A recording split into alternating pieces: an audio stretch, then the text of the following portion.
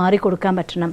ആ മാറിക്കൊടുക്കാനായിട്ട് നമ്മുടെ മനസ്സിനെ ആ കാര്യത്തിൽ നിന്ന് പതുക്കെ ഒന്ന് വിഡ്രോ ചെയ്ത് ഈ ഒരു പോസിറ്റീവായിട്ടുള്ള അഫർമേഷനിലേക്ക് കോൺസെൻട്രേറ്റ് ചെയ്യുക. അപ്പോൾ കുറച്ച് കഴിയുമ്പോഴത്തേക്കും ആ ഒരു പോസിറ്റീവായിട്ടുള്ള എനർജി നമ്മുടെ ഉള്ളിൽ നിന്ന് ഡെവലപ്പ് ആവാൻ തുടങ്ങും. ആ പോസിറ്റീവായിട്ടുള്ള എനർജി ഡെവലപ്പായി കഴിഞ്ഞ ശേഷം നിങ്ങൾക്ക് ഒരാളെ തെറ്റ് പറഞ്ഞു കൊടുക്കണമെങ്കിൽ പോലും പറഞ്ഞു കൊടുക്കുമ്പോഴത്തേക്കും അതിൽ നിന്ന് നമ്മളൊരു കാര്യം ഡിലീറ്റ് ചെയ്ത് കഴിഞ്ഞിട്ടുണ്ട്. ആങ്കർ എന്ന ഇമോഷനെ ഡിലീറ്റ് ചെയ്തിട്ടായിരിക്കും നമ്മൾ അവർക്ക് ആ കാര്യം പറഞ്ഞു കൊടുക്കുന്നത്. ആ കാര്യം ആ രീതിയിൽ നിങ്ങൾ കമ്മ്യൂണിക്കേറ്റ് ചെയ്താൽ സ്വാഭാവികമായിട്ടും അവർക്കത് സ്വീകരിക്കാനും പറ്റും, അതിനെ അക്സെപ്റ്റ് ചെയ്യാനും പറ്റും, അതിനെ ഇംപ്ലിമെൻറ്റ് ചെയ്യാനും പറ്റും.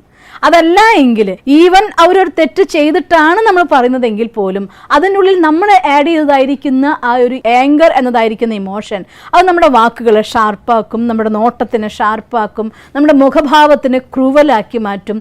അതുകൊണ്ട് തന്നെ നമ്മൾ ആ കാര്യം പറഞ്ഞു കൊടുക്കുമ്പോൾ അവരുടെ ഭാഗത്ത് തെറ്റാണ്, നമ്മുടെ ഭാഗത്ത് ശരിയാണെങ്കിൽ പോലും അതിനെ അക്സെപ്റ്റ് ചെയ്യാൻ അവർക്ക് സാധിക്കാതിരിക്കും. അതുകൊണ്ട് എപ്പോഴൊക്കെ അങ്ങനെ ഒരു സിറ്റുവേഷൻ വരുന്നോ, നമ്മുടെ ഇമോഷൻസ് ചാർജ്ഡ് ആവുന്നോ, ആവശ്യം സ്വന്തം ഇമോഷൻസിനെ കൺട്രോൾ ചെയ്യലാണ്. അപ്പം അതുകൊണ്ട് ഞാൻ ദേഷ്യപ്പെടേണ്ടത് ആവശ്യമാണ്, ഞാൻ ഇങ്ങനെ പറയേണ്ടത് അത്യാവശ്യമാണ്, ഇല്ലെങ്കിൽ കാര്യം നടക്കില്ല, അവരങ്ങനെ ചെയ്തതുകൊണ്ട് എനിക്കിങ്ങനെ പറഞ്ഞേ പറ്റൂ, ഇത്തരത്തിലായിട്ടുള്ള എല്ലാ ഡയലോഗിനും നമ്മുടെ ലൈഫിൽ നിന്ന് ഡിലീറ്റ് ചെയ്യുന്ന ഡയലോഗാണ്. അത് നമുക്ക് ലാഭം തരില്ല, നഷ്ടം മാത്രമേ ഉണ്ടാക്കുള്ളൂ. അപ്പം അതുകൊണ്ട് അത്തരം ഡയലോഗിനൊക്കെ ഡിലീറ്റ് ചെയ്തുകൊണ്ട് അവിടെ പോസ് ചെയ്യുക. എന്നിട്ട് നമ്മുടെ ഇമോഷൻസിനെ ആദ്യം കാമാക്കുക, എന്നിട്ട് വേണം ആ കാര്യം മറ്റൊരാൾക്ക് നമുക്ക് പറഞ്ഞു കൊടുക്കാനായിട്ട്. എന്നാൽ അവർക്കത് ആക്സെപ്റ്റ് ചെയ്യാനും സാധിക്കും.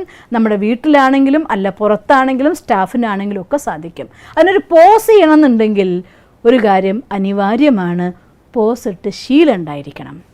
നമ്മൾ നേരത്തെ പറഞ്ഞില്ലേ, വേണ്ട സമയത്ത് എൻ്റെ മനസ്സിൽ ശാന്തസ്വരൂപാത്മാവാണെന്ന് ക്രിയേറ്റ് ചെയ്യാൻ നോക്കിയാൽ സ്റ്റേജിൽ കയറി പ്രാക്ടീസ് ചെയ്യാതെ പാട്ട് പാടാൻ പോയ കുട്ടിയുടെ ദ സെയിം അവസ്ഥ നമുക്ക് അനുഭവിക്കേണ്ടി വരും.